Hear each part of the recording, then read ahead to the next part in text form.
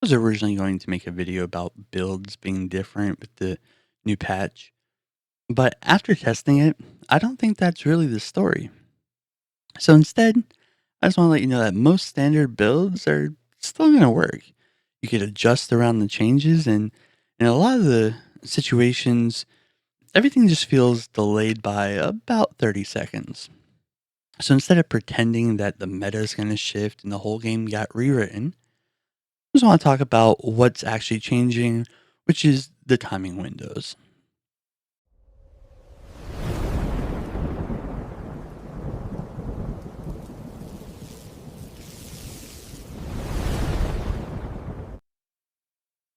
Now, some of you know that I've been around since Beta Wings Liberty. I've been Grandmaster since they came out and have hundreds of thousands of games under my belt.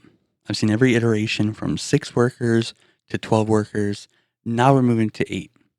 And the truth of the matter is, it's really not going to affect too much. The numbers are going to change, what supply you build things, what time it actually goes down. But the flow of the game will remain the same. You're still going to do builds like Supply Depot into barracks, into gas, expand. You're going to get a hatchery gas pool. The build orders aren't going to change much. The timings will. The Reaper's going to hit as your depth or your Lings and Zergling or your Lings and Queen come out. You're still going to defend the same way. The overall way it plays will remain exactly the same. Now, there's a little caveat to that, and that's Protoss.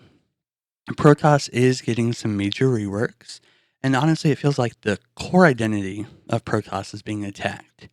And that's why a lot of people in the PTR are really struggling. And you see a lot of Terrans and Zergs in the PTR that currently have like 80% win rates versus Protoss. It's not that Protoss is broken, it's not that the patch is busted or anything meta shifting really changed. It's simply that the Protoss players have not adapted quite yet. So let's go ahead, look at some builds that will be viable on the PTR, just some basic standard economic builds, and we can hopefully give you an idea of what the timing might look like. All right, so starting out here, we're going to start with Zerg. Now, as you can see, we have 8 workers. We're just going to send our Overlord out, go to Scout, kind of play things as normal. I'm going to speed it up a little bit here as we get through the early part of this game. But we'll wait just a second here. We're going to make sure that we talk about the Overlord here. We can go up to 11 out of 12. Grab the Overlord, continue from there. You'll see that it just kind of plays out the way it normally does.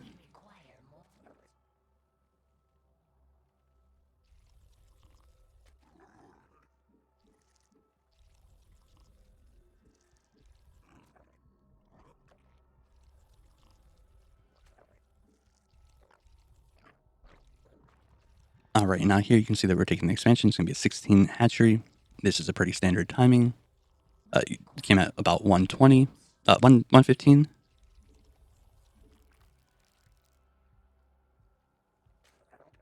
was 116. I went back and looked.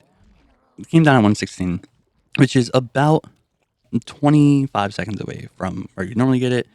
You normally get it around the 51 second mark. So you're getting it at 115 instead, 116. The gas goes down, the pool goes down. The pool, again, 22 seconds, 23 seconds later than the traditional spawning pool that goes down at 112. You're getting it around the 130 mark. Once again, I went back and looked, it was 135. And so, again, 22 seconds, 23 seconds. Not too big of a change. As I mentioned before, everybody else is going to follow the same kind of thing. You'll be behind 20 to 30 seconds. Feel a little bit slower, but nothing too crazy.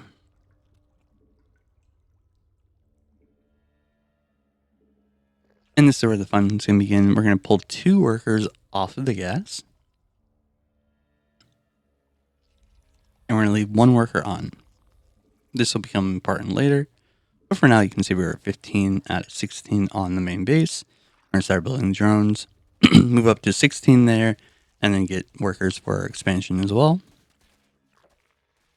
Just building some drones here, so we'll speed this up a little bit more.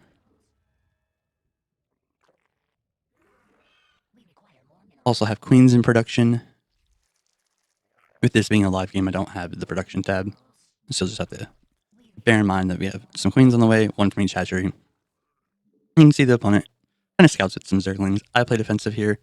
I build a baneling nest immediately. That's where the one worker on gas comes in at. While I continue to push my mineral economy.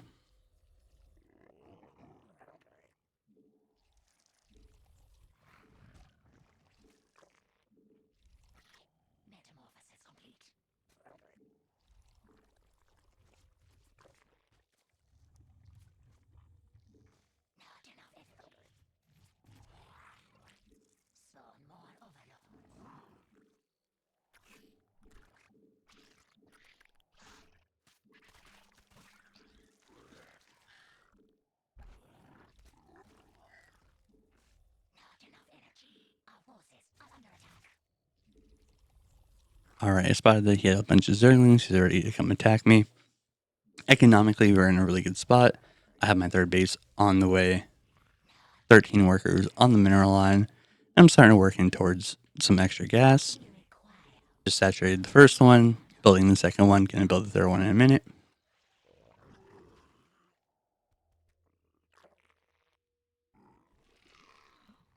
And my resources are getting a little high. I should have taken another hatchery or gone into some tech a little bit sooner. I did just build some overlords though.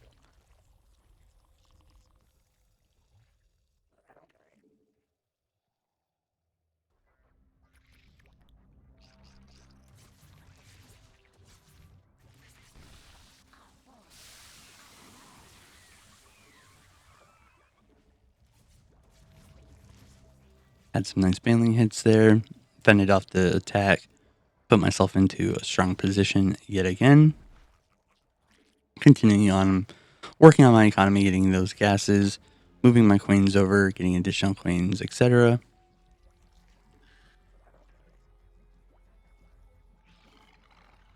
Beginning engagement here, I'd sacrifice a few lings to pop the baneling. Put myself into an advantageous fight. Wait for my banelings to show up, and I target down the queen using the banelings to take care of the zerglings. I only get one queen, but I did clear his army, keep myself safe. I'm able to now drone behind this without having to worry too much about an immediate counterattack. But I do begin to build some more zerglings here in order to defend the zerglings that will eventually come. His zerglings are going to take just as long to build as mine. Plus, he has to move across the map. So we're good to delay them just slightly. I build my spire. I really want to make use of this new targeting system for the glaives. Do you think that's going to be a very strong addition to the game for Zerg?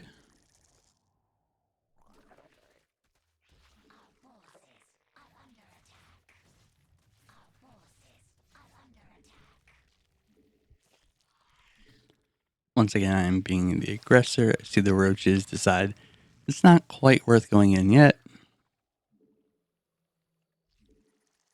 I want to just make sure that my economy is ready for the Mutaswap, and I can deny him bases. We have vision on his third to the right. We had a ling down to the south not too long ago. He did clear that. So I do want to watch out for a third base, but I am ahead economically, so I'm not too concerned in this moment.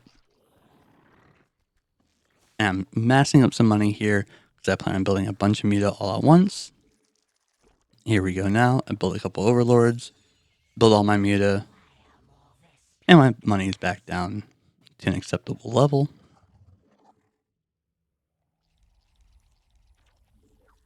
And this is where the new mineral patches really come into play. As you can see, these bases are not mined out. For some reason, I was unable to collect on or click on the mineral patches. So I changed the enable enemy selection on the settings. And you can see we still have minerals to spare, a couple minutes worth of resources at that base. So even though I'm just now getting my 4th base, or am about to start my 4th base, my economy is super clean and efficient. And this change is everything.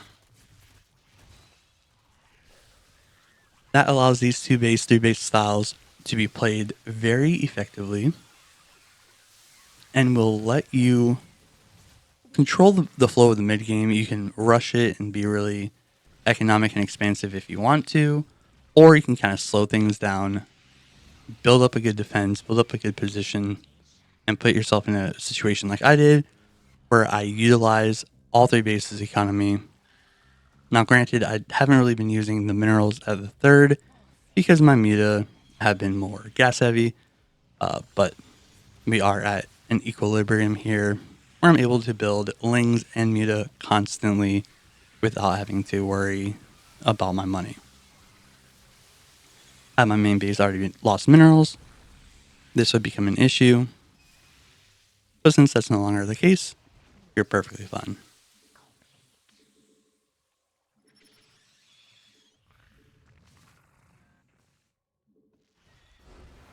As you can see, I get the win there. Nice simple GG. Alright, we have ourselves a Terran versus Terran here. Again, I'll be speeding up things and they're irrelevant and not really useful. But we'll go through the initial economic flow of the build. Gonna rally our SCV to the wall, build the supply depot. And for all of our Terran players out there, you're gonna notice it's pretty much exactly the same. Once again, the timings will shift.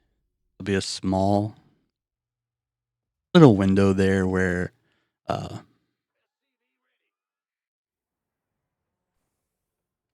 the timing won't really feel right. You'll have to fight against your muscle memory if you're looking at the clock itself. But as far as the actual gameplay, you can see we chain everything exactly the same. The supply depot comes from the command center, moves towards the barracks. We get the gas. And honestly, this is just going to be muscle memory for you at this point. You're not going to notice too much of a difference. Again, the only thing that's going to throw you off is if you actually look at the timer. And honestly, you just turn that off in the settings and say, okay, we're good.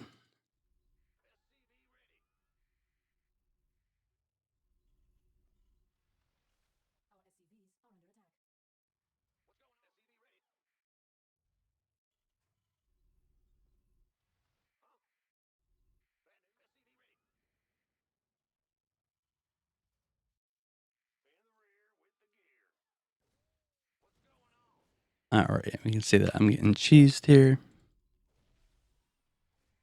Now we did stop the initial SCV, so that is going to help us quite a bit. And we will have to pull our workers to help defend for a moment.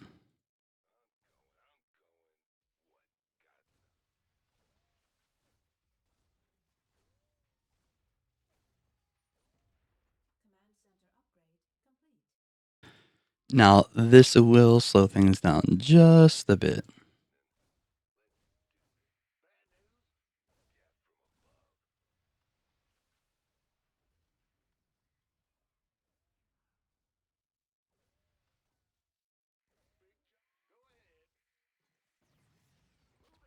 Little miss micro from my opponent. Loses him the Reaper. We've now reset. Should be in a pretty good spot.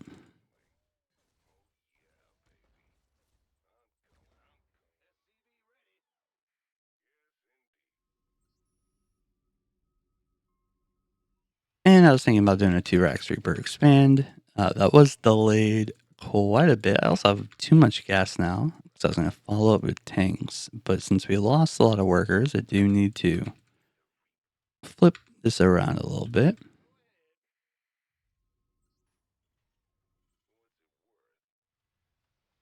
Now you might ask yourself, Angelus, why did you utilize this build if you're showing us economic builds? When you got so delayed, everything got kind of janky and messed up. Well, the truth of the matter is, this is still a really economic and strong build. You can see I'm still taking the expansion, even though some things have kind of gone awry here. And while it won't be exact builder guide, this is never intended to be a builder guide. This was intended to show the kind of timings and situations you might find yourself in. So this is a pretty standard, pretty common thing here.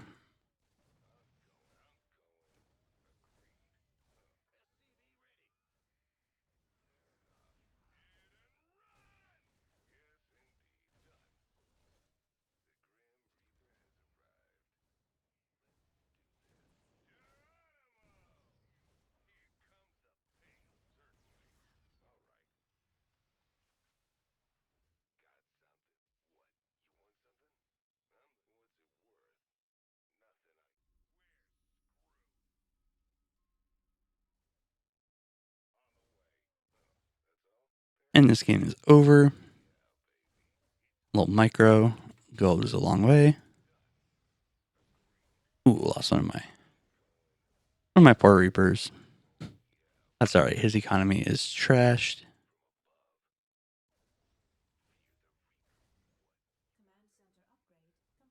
And GG is called.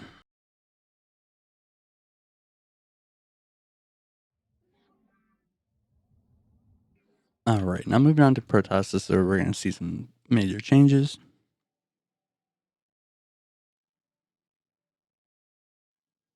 And this is where the build order will differ just slightly. Now, the reason I say this is not that it's actually a huge difference. It's just going to kind of feel that way. And I'll explain why. With the build that I'm going to show you right now, we're actually going to delay the gas quite a bit. I'm going to do a 1-gate cyber expand, but I'm not going to get the gas until actually after I get the cyber.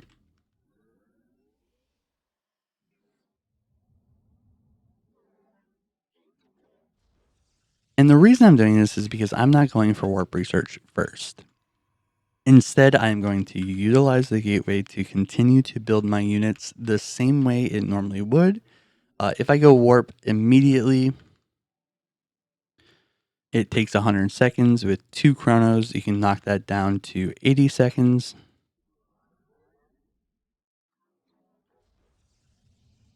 And so if we're doing the math here, a cyber,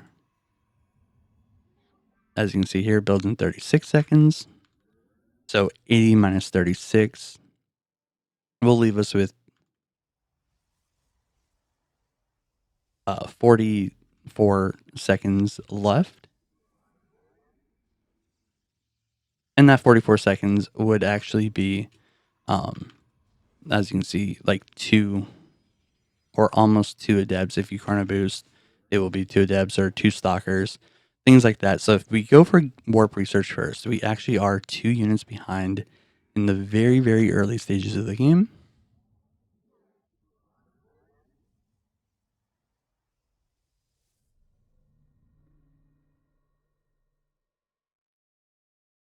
We get our 215 expansion, which is right on time. As I was saying earlier, it's 25, 30 seconds behind what it is in the current live patch of the game. Everybody's shifted like this all at once. So it's not a big deal. We're not behind. We're not in any danger. But we will chrono boost the adept out here. You could go stalker. I like going adepts, especially since I get my gas late here. So this is a good solid build to deflect the first Reaper. Make sure that we're safe. Stalkers, people tend to find stalkers a little bit easier when trying to deal with the adept harass. Or sorry, the Reaper harass. Uh, I have no issue with the depths, but if you struggle a little bit more with the depths, then I would suggest just making the change. Go for the stalker instead. You will have the resources. You'll be able to chrono boost out, and you'll still be able to defend yourself from any kind of Reaper harassment that might come your way. Now we're going to chrono boost the last little bit of our stalker since we are naked at home here.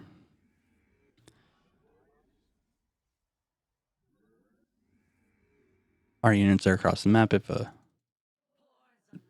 adept or something comes across the map, then we could be in trouble.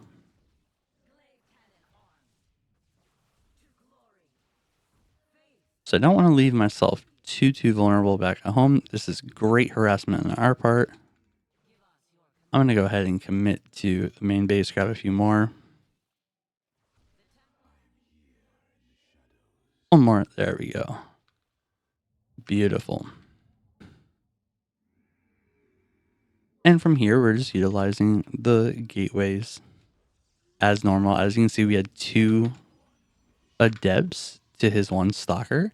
I think that's an important fact. In fact, I might even pull the replay and provide some clip or some footage from the replay here to kind of demonstrate that difference. Because I do think that that is an important thing to note.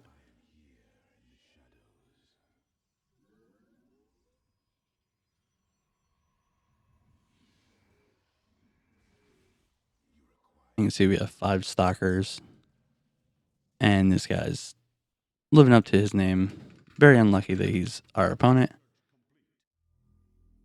Don't know what rank he is, but unfortunately, the PTR is a little bit all over the place. I think it said that he was diamond.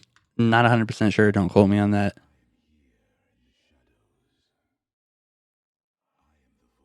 But you can see our research is done. If I wanted to, I could move to some warp gates here.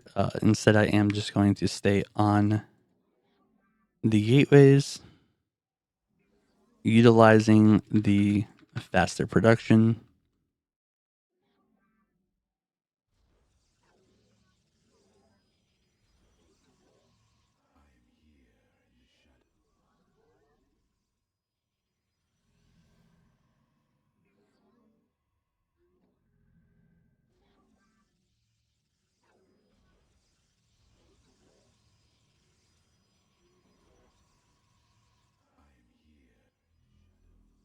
And even though it's PvP, and I was talking about getting the adept to defend and things like that, that was just a demonstration for the timings and what that would look like.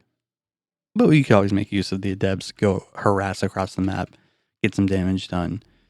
They're usually pretty good open, getting 2 at the beginning and then either continuing on getting glaive upgrades or continuing on and getting blink stalkers, charge lots, Stargate Robo, whatever you choose to do has lots of advantages because those first 2 can buy a lot of time and damage.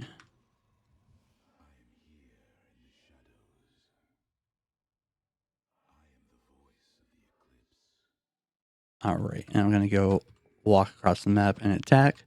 My blink, I built charge instead of blink. I lied. I'm going to fall back until I can get a couple of zealots out. I made a little bit of a mistake there. I was intending to go blink. Instead, we're going charge. So surprise to us. But you can see that our production is just incredible.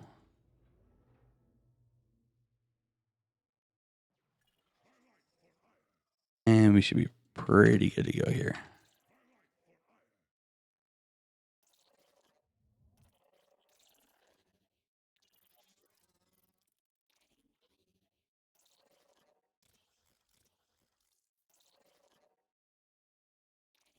And despite it being 8:30, we're not losing mineral patches. we're still on 2 bases. He's still on 2 bases.